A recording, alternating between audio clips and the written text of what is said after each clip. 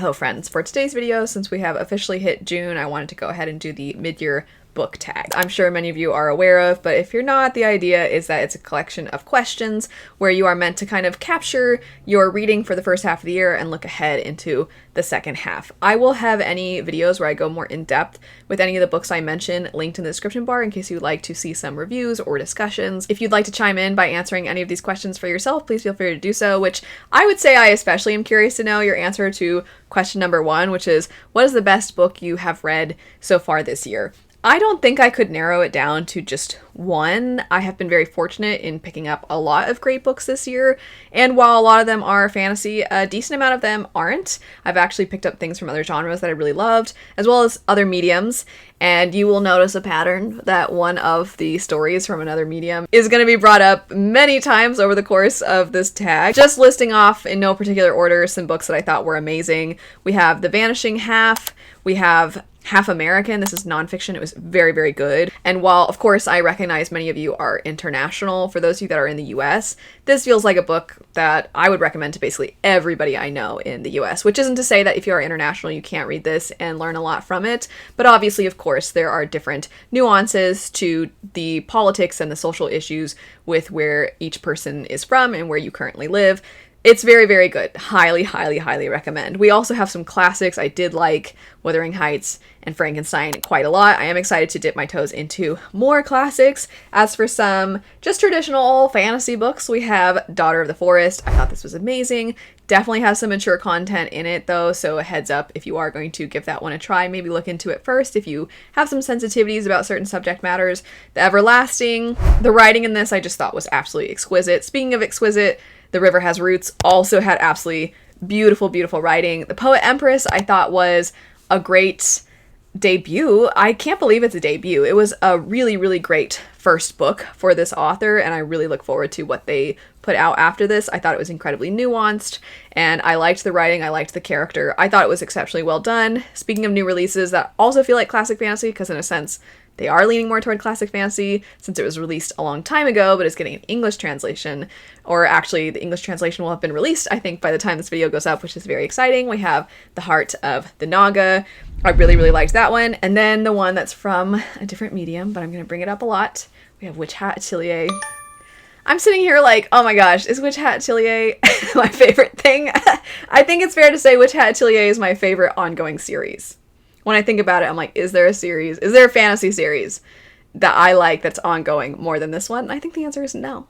And then when it's done, the problem is then I'm going to go, is there another series I like more than Witch Hat Atelier? I don't know, because it's so good. They're all great. Now moving into the second question, which is the best sequel. I actually haven't had a chance to read very many sequels this year, unfortunately.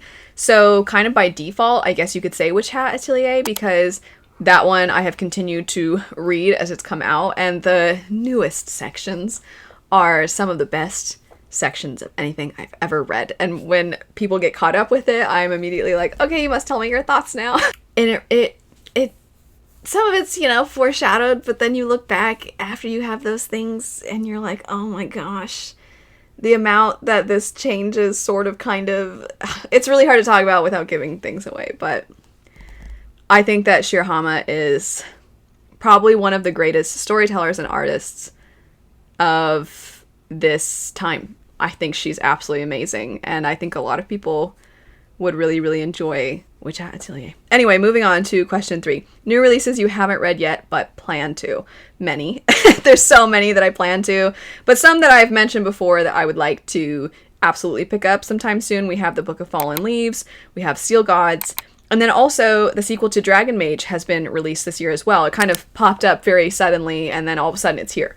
And that one, as a result of not being on my radar until all of a sudden it was here, I need to try to figure out when I'm going to pick this one up. The other two I already kind of have in mind maybe when I'll get around to them. This other one, though, I will see. But the first book, Dragon Mage, was fantastic. If you haven't checked it out, it's amazing. It also is great when it comes to the friendship dynamics. And I really, really like the individual characters as well. And the world is really interesting. The writing is very good. Highly recommend that one. Moving now to question 4, most anticipated release for the second half of 2026.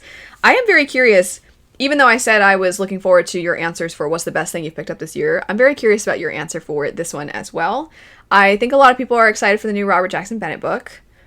And I think a lot of people are probably excited for the new Lee Bardugo book. There are some, though, that I'm highly anticipating. One of them would be Victorious by V.E. Schwab. This is the third book in the Villain series.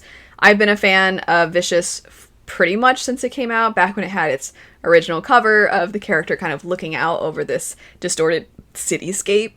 I have really liked it since then, and it's been great to see so many people fall in love with this series. But also, I remember when the first one came out, that it was put out as a standalone, but V.E. Schwab herself always planned for this to be a trilogy. So when the second book came out, there was almost like this narrative that started to get passed around that it was just like a money grab, or we're just like, oh, we're just continuing this, when it should have just been a standalone.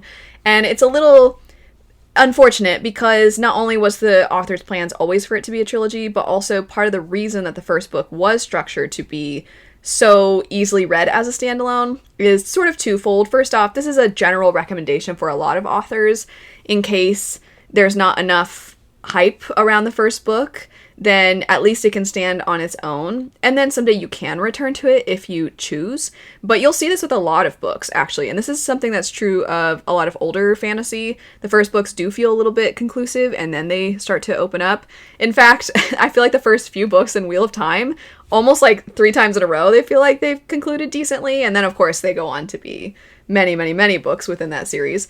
But also, V.E. Schwab in her own literal career has had instances where, if you don't know anything about how publishing does things and how they can kind of really hinder an author's career, is what happened to her, and also has happened to other authors, which is the first book you put out, you do write it in a way that's very clear that it's the first in a series.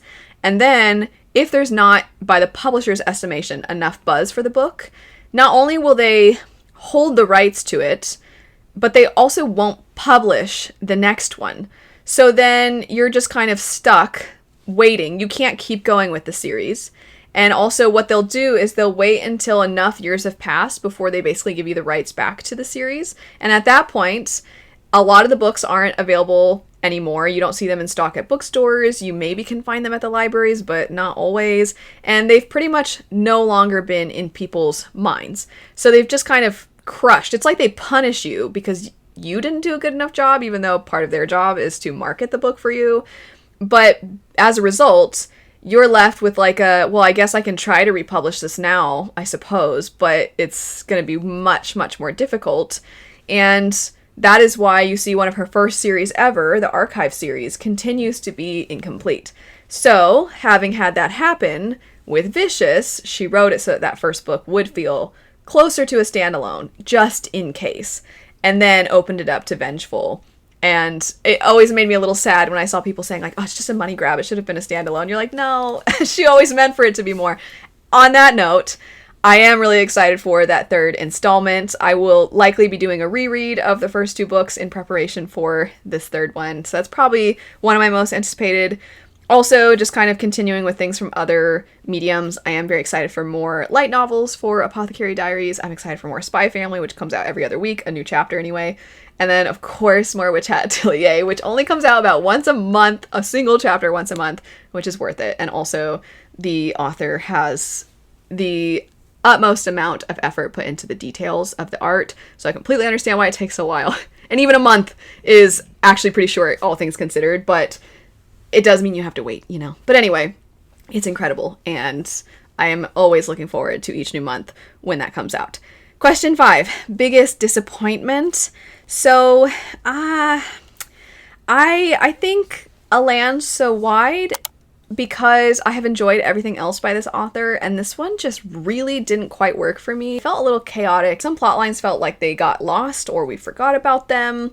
And characters that seemed like decently important characters early, then all of a sudden just weren't around later. And not only weren't around for plot reasons, but it's like we forgot they even existed. And it felt like the characters almost even forgot they existed.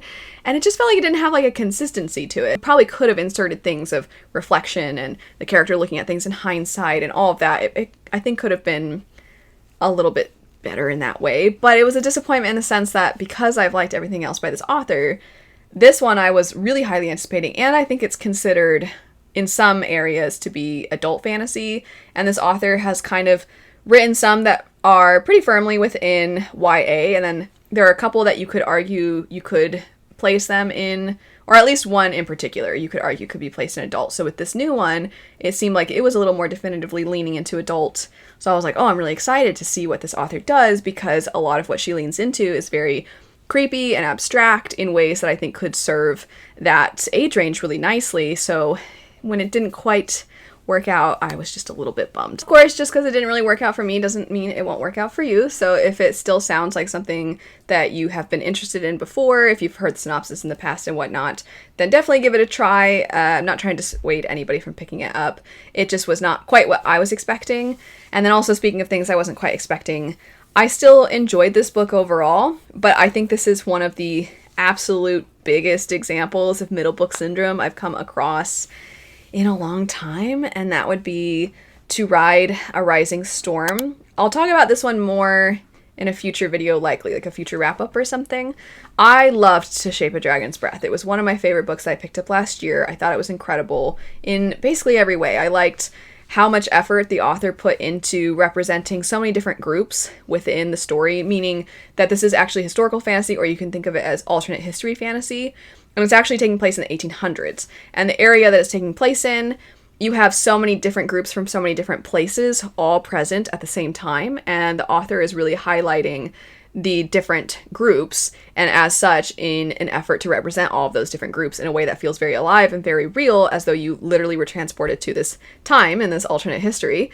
As a result, there's a lot of care and thought poured into each of these different groups, how they tell stories, how their stories inform what they think now, how their stories inform what they think of other groups now, and all of that I thought was fantastically done. I really liked the main character, Anakus, and if you don't know, it's basically like, what if we looked at the 1800s, but there were dragons, similar to something like Naomi Novik's Temeraire. So if you like historical fantasy, or you like alternate history fantasy, there's a chance that you would really like this one too. The first book was incredible. The second book, when I say it really has middle book syndrome, I mean that there were a lot of conversations that happened, but not a lot of things happened. And conversations are important. And I will say, a lot of political intrigue is just characters talking. So I'm not opposed to there being like low action in the sense that you don't have a lot of scenes where characters are fighting or there's battles or things like that. I don't need that by any means to enjoy the story.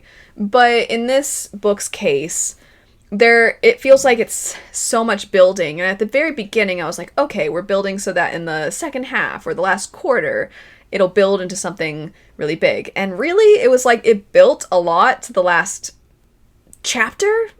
I mean, the last part of the last chapter. I was kind of surprised. And now I'm at a point, though, where if it's only going to be a trilogy, I have no idea how that's going to work. It has to be, I feel, in order to get a lot of what it seems as though the book has been promising us or foreshadowing, in order to get a lot of that, and also to see more of the themes realized over the course of this work, I feel we at least need it to be a quartet. If it ends up being a quartet, I can understand the amount of time we took to develop certain things within book 2, but if it's just going to be a trilogy, I am worried. So I don't know if I'd go as far as to say I was disappointed, but I am concerned. I don't know if that sounds better, but I'm hopeful still that in book 3 that we have a lot of threads coming together and we can expand on that in maybe a 4th installment. I mean, I could even see 5 books just based off of some of the things that feel foreshadowed for us, but I don't know. I guess I'll just have to wait and find out. Next up, question 6, biggest surprise. I think Agnes Albert's Mystical Cat Shelter surprised me because it was so similar to Howl's Moving Castle, and I was not expecting that. And I am not surprised in a pleasant way. I thought the story was still cute, but I think it could have done more to differentiate itself from what I took to be its very clear inspirations. Question 7, favorite new author, debut or new to you? So for this one, I had mentioned in some of my favorite books that I thought The Poet Empress was very good, and I also thought Daughter of the Forest was very good. And one of them is a debut, and one of them is new to me. Obviously, a debut is also new to me, but you get what I mean. Question 8 is newest fictional crush. And is it possible to have a, it's not that I have a crush on a specific character. I gotta figure out how I'm trying to word this. But there are two characters that I love so much that it feels reminiscent of a crush. I don't know if that makes any sense, and I don't know if I'm explaining it well at all. But I'm so sorry to bring up Witch Hat again.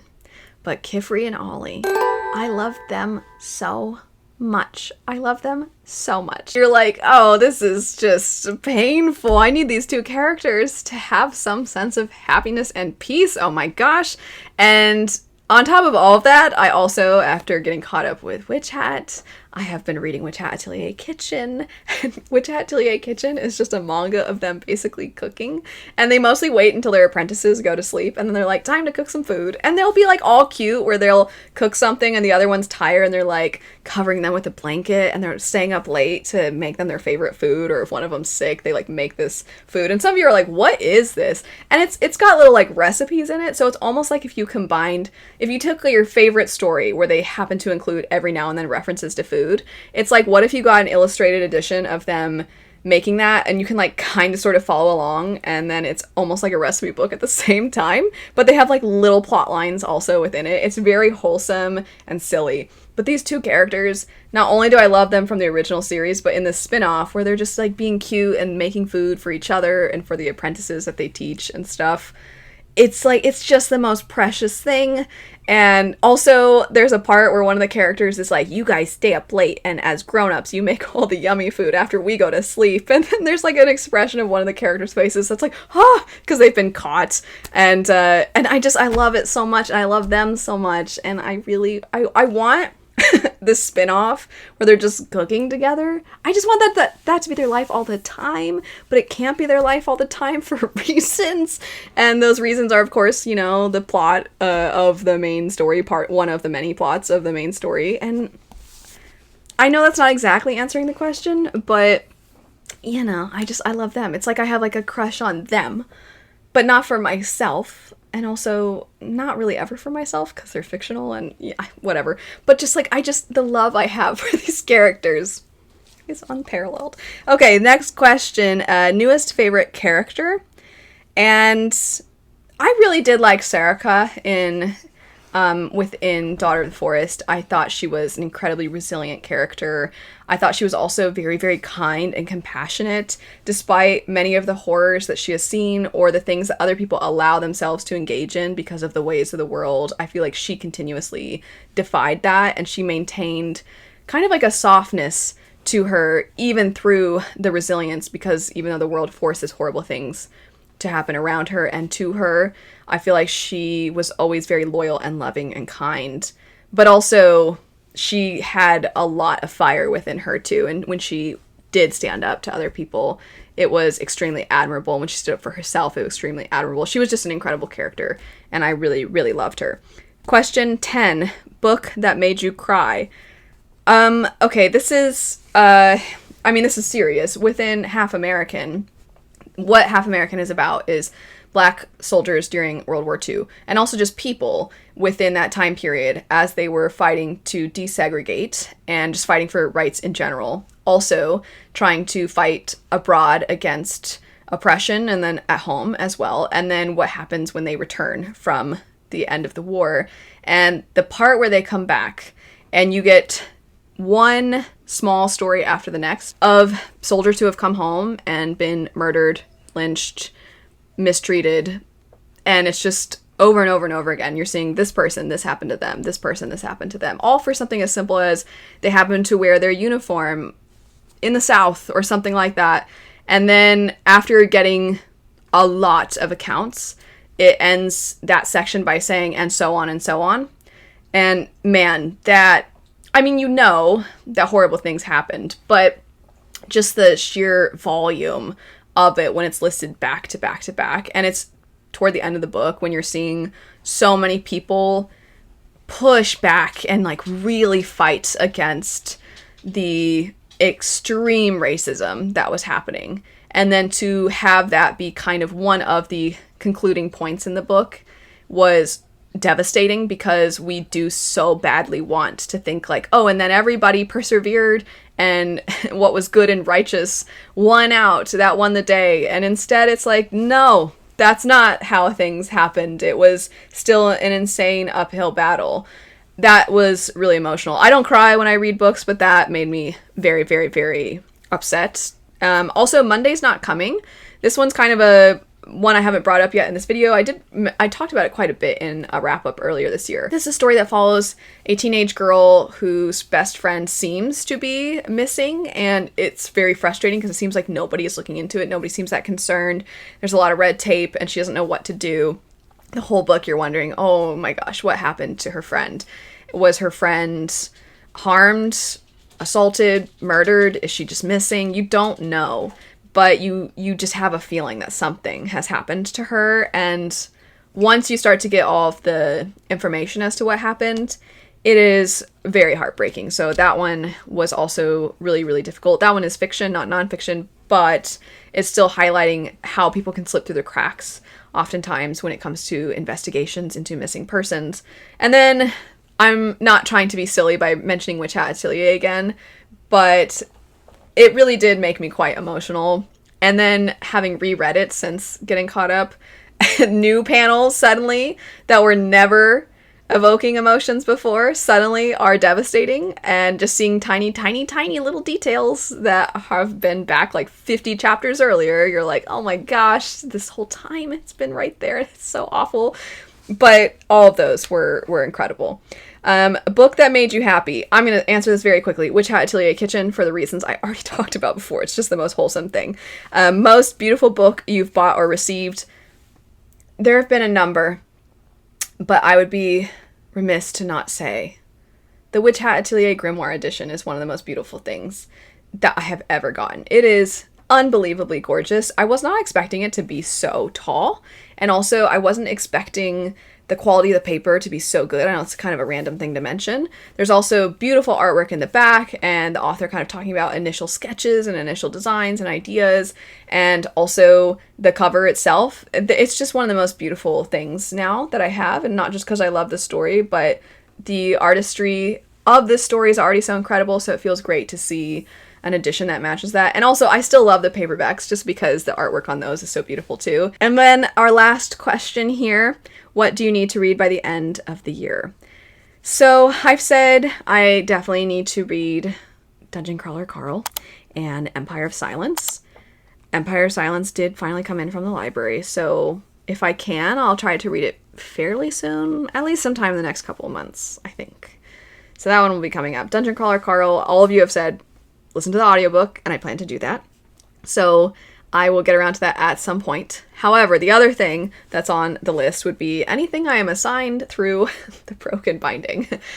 Because, of course, I have that as my job, and I always have to prioritize those books. So whatever they assign me, which, lips are sealed, I can't say, but I often have to make room for that. So that's part of why I haven't gotten around to Dungeon Crawler Carl and Empire of Silence, as well as many of the new fantasy that I want to get around to.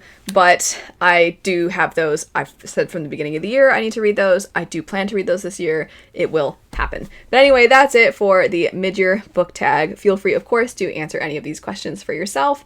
And if you want to expand on anything I mentioned about any of these, feel free to do so. I will have links not only to other videos where I go more in depth, but any of the books that I talked about slightly more at length, I'll have linked as well. But anyway, thanks so much for watching. I hope you have a great rest of your day, and I'll see you later.